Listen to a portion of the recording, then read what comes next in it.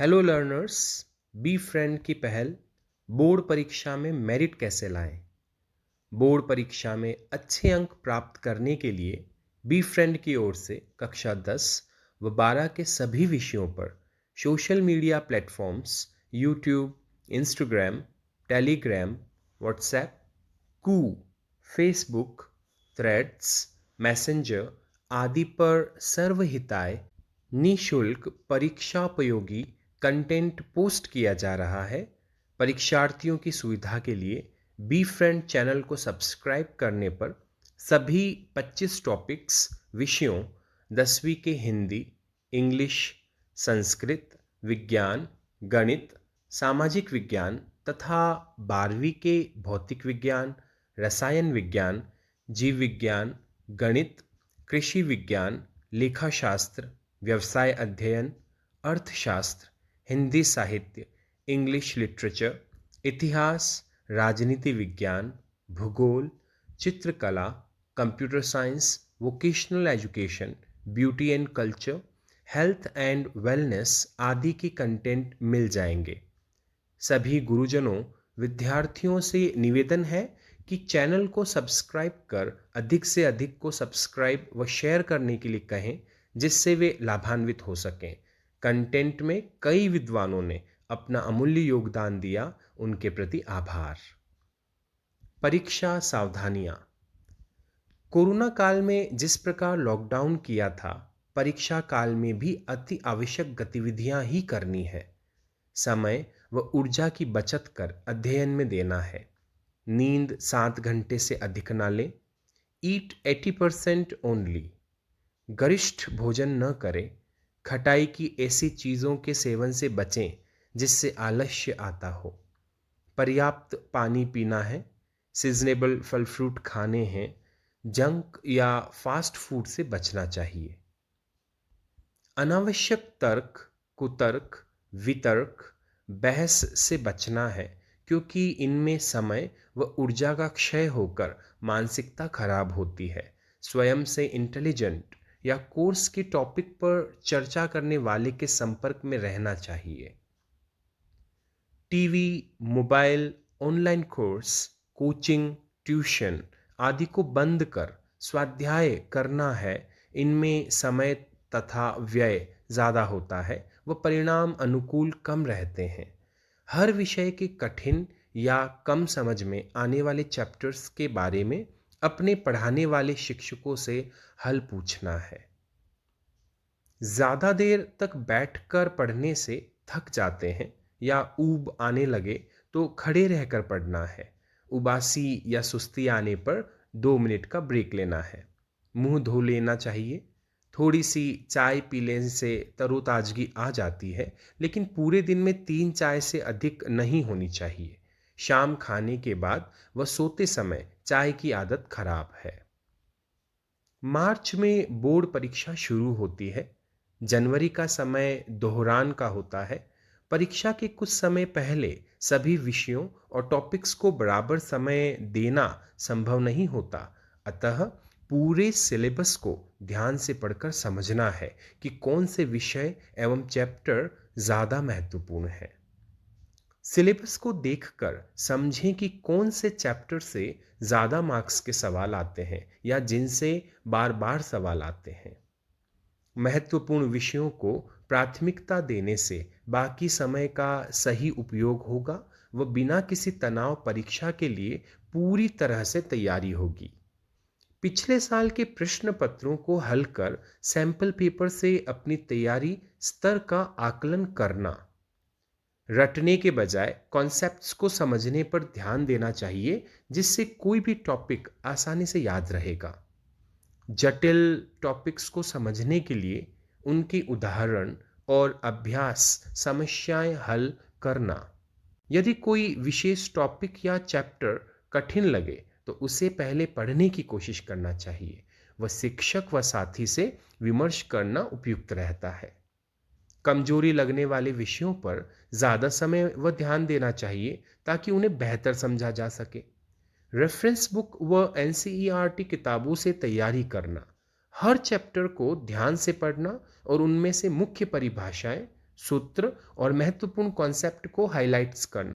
हर topic के लिए संक्षिप्त सारांश, नोट्स जैसे परिभाषाएं, सूत्र और महत्वपूर्ण कॉन्सेप्ट लिखना ताकि परीक्षा के समय जल्दी रिवीजन हो सके। टाइम टेबल बनाते समय कठिन और महत्वपूर्ण टॉपिक्स के लिए ज़्यादा समय निर्धारित करना और आसान के लिए कम।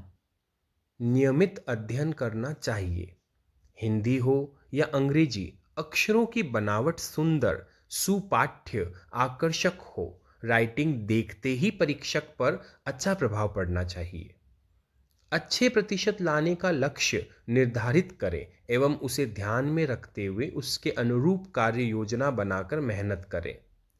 प्रश्न में जितना पूछा गया है उतना ही उत्तर दें, असंगत बात न लिखें। उत्तर नपे तुले शब्दों में सटीक हो। प्रातः सूर्योदय से पूर्व उठना व प्रातः पढ़ना लाभदायक होता है। सुबह ताजा व ऊर्जावान होने से पढ़ा हुआ लंबे समय तक याद रहता है। रात जल्दी सोना ठीक है ताकि सवेरे जल्दी उठकर पढ़ाई कर सकें। पढ़ाई में आलस्य बिल्कुल ना करें। आज की पढ़ाई कल पर नहीं छोड़ें। जो भी पढ़े अच्छी तरह पढ़ें ताकि स्पष्टता रहे व बार बार पढ़ने की आवश्यकता न रहे। सेल्फ स्टडी में अच्छे और याद भी पूरा फिर भी लिखने का अभ्यास न होने से शॉर्ट में उत्तर लिखने की आदत से परीक्षा में स्कोर गिरता है व अंक कम मिलते हैं। ऑनलाइन पढ़ाई का यह एक नुकसान है। सभी विषयों में होमवर्क पूरा करने से अनेक लाभ होते हैं। लिखने की आदत के अभाव में प्रश्न भी छूट जाते हैं। होमवर्क करने के बाद संबंधित विषय अध्यापक व संस्था प्रधान को भी चेक कराना चाहिए, जिससे कार्य में कमियां पता चल सकें। प्रश्न पत्र में प्रदत्त शब्द सीमा के अनुसार उत्तर लिखने चाहिए। पेपर का निर्माण, कक्षा स्तर, अंक विभाजन, समय सीमा आदि को ध्यान में रखते हुए किया जाता है। वस्तुनिष्ठ, अति लघु, लघुत्तरात्मक, शब्द सीमा, एक दो लाइन वाले व निबंधात्मक में निश्चित शब्द सीमा का ध्यान रखना है। यदि 300 शब्दों में निबंध लिखना है और 450 लिखेंगे तो शब्द अनुपात बिगड़ने के साथ अंक, समय व प्रश्न के अनुपात भी गड़बड़ाएंगे। होमवर्क नियमित न करने वालों को लिखने का अभ्यास नहीं रहता व परीक्षा में 3 घंटे लिखना मुश्किल हो जाता है। लिखने का अभ्यास न होने से उनके हाथ में दर्द होने लगता है, लेखनी बिगड़ती है, मानसिकता खराब होती है, वो वांछित अंक नहीं मिलते। लिखकर तैयारी करने से लिखने की स्पीड अच्छी हो जाती है। बहुत बार विद्यार्थी परीक्षा बाद कहते हैं कि उन्हें सब कुछ याद था, आ रहा था, किंतु समयाभाव के कारण पेपर छूट गया। लिखने से लिखावट में सुधार आता है, जिससे अच्छे अंक आते हैं। उत्तर में काट छाट, ओवर राइटिंग, भ्रमित करने वाले शब्द नहीं होने चाहिए। शब्दों का अर्थ, उद्देश्य, भाव आदि ठीक से समझने के अभाव में परीक्षक ज्यादा माथापच्ची करने के बजाय नंबर काट देते हैं। अथवा वाले प्रश्नों के क्रमांक स्पष्ट रूप से अंकित करें। कई बार विद्यार्थी ऐसे प्रश्नों में एक का उत्तर आरंभ में व अन्य का 4-5 पेज या कुछ प्रश्नों के बाद लिख देते हैं। वे सोचते हैं कि परीक्षक को पता नहीं चलेगा, वह अंक दे देंगे, जबकि केजिंग बॉक्स में प्रश्न क्रमांक अनुसार प्राप्त अंकों का अंकन होता है। वह रिपीट होने पर परीक्षक के मन में परीक्षार्थी की छवि खराब हो जाती है, जिससे वह दोनों उत्तर भी निरस्त कर सकता है। परीक्षक को मूर्ख बनाने का ऐसा प्रयास अन्य प्रश्नों के उत्तरों पर देय अंकों को भी बुरी तरह प्रभावित करता है। प्रश्न पत्र एवं उत्तर पुस्तिका पर बोर्ड द्वारा दिए विद्यार्थियों के लिए निर्देश अवश्य पढ़ने चाहिए, जिससे विद्यार्थी सावधानी बरतते हुए छोटी छोटी गलतियां करने से बचे। उत्तर पुस्तिका पर रोल नंबर स्पष्ट, सुंदर एवं सुपाठ्य हस्तलेखन में करना है, जिससे प्रथम पेज देखते ही परीक्षक पर अच्छा प्रभाव पड़े। रोल नंबर लेखन में किसी प्रकार की त्रुटि, काट छाट, ऊपरी लेखन नहीं करना है। डे और डेट में डे यथा गुरुवार और डेट यथा 6 मार्च 2025 लिखनी है। सप्ताह के सभी डेज की स्पेलिंग वर्तनी सही से याद कर ले। वार के नाम का प्रथम अक्षर अंग्रेजी के कैपिटल लेटर यानी पहली ABCD का होगा। डेट लिखने में माह का नाम पूरा आएगा। अनेक विद्यार्थी 06-03-25 या 6-3-25 आदि लिखते हैं जो अशुद्ध है। सत्र या सेशन में पूर्वाह्न, मध्याह्न या मॉर्निंग इवनिंग में बोर्ड के पेपर आजकल एक ही पारी प्रथम में हो रहे हैं, द्वितीय पारी में नहीं के बराबर। परीक्षा में तैयारी एडवांस ज़रूरी है। इसमें छोटी बातें भी प्रभावित करती हैं। परीक्षा दिवस पूर्व यूनिफॉर्म, पारदर्शी पाउच या बॉक्स में 2 पेन जो चलने में अच्छे हों तथा जिनसे लिखावट अच्छी आती हो, पेंसिल, इरेजर, शार्पनर, छोटी स्केल, प्रवेश पत्र, एक अतिरिक्त पासपोर्ट साइज फोटो रख लें। पाउच बॉक्स को पढ़ाई की जगह छोटे बच्चों की पहुंच से दूर रखें ताकि परीक्षा के लिए निकलते समय आसानी से मिल जाए। बोर्ड परीक्षा में नियमित स्कूल यूनिफॉर्म में ही जाना है। बतौर विद्यार्थी एवं विद्यालय विशेष की पहचान से किसी प्रकार की परेशानी में आपको तुरंत मदद मिल जाएगी। यूनिफॉर्म आपको सुविधा देगी, दुविधा नहीं। यह आपके अनुशासित होने का घोतक है जिससे परीक्षा केंद्र पर कोई भी डिस्टर्ब नहीं करेगा। उत्तर पुस्तिका में उत्तर लिखने हैं, प्रश्न नहीं। अनेक विद्यार्थी प्रश्न पत्र से पहले प्रश्न उतारते हैं, बाद में उसका उत्तर, जो कि पूर्णतया गलत व समय की बर्बादी है। इसके बजाय प्रश्न नंबर अंकित करने हैं। उत्तर पुस्तिका उत्तर के लिए है, ना कि प्रश्न के लिए।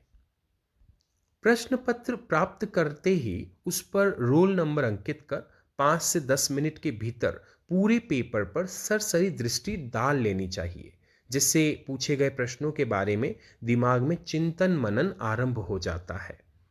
आरंभ में उन्हीं प्रश्नों के उत्तर देने हैं जो अच्छी तरह आते हैं, लेकिन भावावेश या सरल समझ शब्द सीमा कंटेंट से परे नहीं जाना है। शुरुआत के अच्छे व सही उत्तरों पर अच्छे अंक मिलेंगे, जिससे बाद वाले उत्तरों के अंकों पर भी प्रभाव पड़ता है। शुरू में गलत उत्तर देने से परीक्षक बाद वाले प्रश्नों को भी हल्के में ले लेता है, चाहे वे अच्छे से अटेम्प्ट किए हों। इसीलिए कहते हैं कि well beginning is half done. प्रश्न पत्र को 3 फेज में हल करना ठीक रहता है। पहले फेज में उन प्रश्नों को लेना है जो अच्छे से आते हैं तथा उन पर पूरा विश्वास हो। यह फेज लगभग 1.5 घंटे का होता है, जिसमें करीब 50% प्रश्न पत्र हल हो जाते हैं। इसमें ज़्यादा सोचने की ज़रूरत नहीं रहती, वह पूरा आत्मविश्वास बना रहता है। दूसरे फेज में करीब 40% प्रश्न आएंगे। परीक्षार्थी को उनके उत्तर आते तो हैं, लेकिन उतना आत्मविश्वास नहीं होता जितना प्रश्न प्रथम फेज में था। थोड़े कम आने से आपने इन्हें प्रथम फेज में नहीं लिया, लेकिन आपको आश्चर्य होगा कि सरसरी निगाह डालते वक्त ये प्रश्न आपको थोड़े कठिन लग रहे थे, लेकिन अब उनके उत्तर आ रहे हैं। वह कठिनाई भी नहीं हो रही, क्योंकि पूर्व में पढ़ने व पहले फेज के उत्तर देते समय दिमाग दूसरे फेज के उत्तरों की तलाश कर रहा था। यह अवचेतन मन की क्रिया है जो ऑटोमेटिक होती है। यह फेज लगभग 1 घंटे का रहेगा। तीसरे फेज में अब वे 10% प्रश्न बच गए हैं जिनके बारे में आप आश्वस्त नहीं हैं तथा कोई विचार भी नहीं आ रहा। ऐसे में एक बार बाहर यानी वॉशरूम के लिए निकलने से न केवल शारीरिक हलचल होगी, बल्कि मनःस्थिति में भी परिवर्तन होगा। सीट छोड़ने से मस्तिष्क उन प्रश्नों के बारे में कुछ अलग सोचना आरंभ करेगा। 2 मिनट आंखें बंद कर स्वयं को शांत करने की कोशिश करनी चाहिए। 2-4 लंबी गहरी सांस लेकर अपने इष्ट या परमपिता परमेश्वर का ध्यान करना चाहिए, जो पूरी दुनिया की मदद करता है, वह आपकी भी मदद करेगा। उस पर पूर्ण विश्वास रखें। अब अंतिम आधे घंटे में शेष प्रश्न संबंधित कंटेंट लिखकर हल करने हैं, लेकिन कोई भी प्रश्न छोड़ना नहीं है क्योंकि माइनस मार्किंग तो है ही नहीं। प्रश्न से रिलेटेड उत्तर लिखने से परीक्षक पूरे अंक ना दे, लेकिन कुछ तो देगा। परीक्षा समय समाप्त होने से 10 मिनट पूर्व हल किए गए सभी प्रश्नों पर एक बार नजर डालनी चाहिए, जिससे रही सही छोटी मोटी त्रुटियां दूर हो सकें। सभी प्रश्नों के उत्तर देने के बाद अंत में कार्य समाप्त या दी एंड लिखना है। अनेक विद्यार्थी एंड की स्पेलिंग एंड लिख देते हैं, जो अशुद्ध है। नवीन निर्देशानुसार दी एंड लिखने के बाद पुनः रोल नंबर व उत्तर नहीं लिखने हैं। उत्तर पुस्तिका के खाली बचे सभी पेज पर तिरछी रेखा खींचनी है, जो उत्तर रहित होने का घोतक है। गणित विषय में रफ कार्य उत्तर पुस्तिका के अंतिम पेज पर कर अंत में क्रॉस कर रफ लिखना है। इसी प्रकार ग्राफ, सामाजिक में नक्शे आदि संबंधित प्रश्न के उत्तर वाले पेज पर ही बांधने हैं, ना कि कॉपी के अंत में। परीक्षा पूर्व यूनिफॉर्म, पाउच आदि को चेक कर आश्वस्त हो जाएं कि किसी प्रकार की नकल सामग्री आपके पास नहीं है। परीक्षा से संबंधित कोई भी कागज, क्लू नहीं ले जाना है, क्योंकि कारतूस शरीर के अंगों पर लिखावट आदि आपकी समस्या कम करने की बजाय बढ़ाते हैं। एक दो प्रश्नों के चक्कर में आप अन्य प्रश्न भी पूर्ण मनोयोग से नहीं कर पाते हैं तथा हर समय पकड़े जाने का भय बना रहता है। परीक्षा पूर्व एडमिट कार्ड पर परीक्षा दिनांक, दिवस, समय, स्थान, विषय ध्यानपूर्वक 3 बार देख लेना चाहिए। परीक्षा कक्ष में प्रवेश पूर्व भी बाहर लगे सूचना पट्ट पर पूरे रोल नंबर ध्यान से देखें। वह सही कमरे में सही सीट पर बैठना है। बहुत से विद्यार्थी परीक्षा केंद्र पर देरी से पहुंचते हैं तथा हड़बड़ाहट में, जल्दबाजी में पूरे रोल नंबर ना देख अंतिम 2-3 अंक देखकर गलत सीट पर बैठ जाते हैं, जो परेशानी का सबब बनता है। परीक्षा में हमेशा बिफोर चलने का प्रयास करना चाहिए। दौड़ने व जल्दबाजी करने के बजाय घर से समय पर निकलना जरूरी है। असमंजस की स्थिति में शिक्षक से पूछ लेना चाहिए। लेट कमर्स पर शिक्षक भी बराबर ध्यान नहीं दे पाते, क्योंकि उनके पास उस समय उत्तर पुस्तिकाएं बांटने, प्रश्न पत्र गिनने आदि का काम रहता है। परीक्षा केंद्र पर बाहर से 10-15 किलोमीटर दूरी से स्कूटी, बाइक, निजी वाहन आदि से आने वाले विद्यार्थियों को समय का गैप रखकर चलना चाहिए। प्रायः देखा गया है कि एक 2 व्हीलर पर 3-4 विद्यार्थी बैठकर तेज गति से जाते हैं। एक के थोड़ा लेट होने से समय पर केंद्र पर पहुंचने के लिए वे जल्दबाजी करते हैं तथा आपस में बातें करते मोड़, खराब रोड पर उनका ध्यान भटक जाता है एवं दुर्घटनाएं हो जाती हैं। रोड खाली है, फिर भी ट्रैफिक रूल्स मुताबिक लेफ्ट साइड चलना आवश्यक है। यह मानकर चलना चाहिए कि मोड़ में सामने से अचानक गाड़ी आएगी। 2 व्हीलर पर 2 से अधिक नहीं बैठें। जिस साधन से परीक्षा केंद्र पर जाने वाले हैं उसे एक दिन पूर्व शाम को भली भांति चेक कर लें कि उसमें टायर्स में पर्याप्त हवा, पेट्रोल, ब्रेक, रेस ठीक से काम करते हों। कई बार परीक्षार्थी को छोड़ने पारिवारिक जाते हैं, उन्हें भी समय के बारे में स्पष्ट बता दें तथा वाहन भी धीरे चलाने को कहें। परीक्षा केंद्र पर एलोटेड टेबल स्टूल को बैठने से पूर्व चारों तरफ से ऊपर नीचे भली भांति चेक कर लें कि कहीं किसी ने कोई कागज, कारतूस या परीक्षारोधी मटेरियल तो नहीं छिपा रखा है। सामान्यतया स्थानीय परीक्षा में विद्यार्थी ऐसा कर देते हैं, जिसका खामियाजा बोर्ड परीक्षा में उड़नदस्ते की चेकिंग में परीक्षार्थी को भुगतना पड़ता है। पेपर देते समय अन्य परीक्षार्थियों से बातें, इशारे, कॉपी, पेपर का आदान प्रदान बिल्कुल ना करें। यह बोर्ड परीक्षा नियमों के खिलाफ है। परीक्षा व्यवस्था का उल्लंघन, निर्देशों की अवहेलना, मनमानी, नकल आदि पर सख्त सजा, एफआईआर, 3 वर्ष के लिए डिबार, बोर्ड परीक्षा से वंचित, 2,000 रुपये जुर्माना अथवा अपराध की गंभीरता के अनुसार कुछ भी हो सकती है। कई बार दो परीक्षा कक्षों के वीक्षक गेट पर खड़े होकर आपस में बातें करने लग जाते हैं। आपके पास खड़े रहकर लगातार अनुदेश निर्देश देते रहते हैं, किसी एक को नकल करने का प्रयास करते हैं या कुछ सामग्री देने की कोशिश करते हैं जिससे आपको व्यवधान होता है तथा कक्षा की शांति भी भंग होती है। ऐसी स्थिति में आप केंद्राधीक्षक, विजिटर्स, फ्लाइंग मेंबर्स को शिकायत कर सकते हैं। परीक्षा में किसी प्रकार का electronic device, mobile phone, Bluetooth, digital watch आदि ना ले जाएं। विभिन्न प्रकाशनों द्वारा प्रदत्त डेस्क वर्क सॉल्व करना भी लाभदायक होता है। विगत 5 वर्षों के बोर्ड के सॉल्व्ड पेपर्स का अध्ययन करना भी काफी उपयोगी व सार्थक होता है।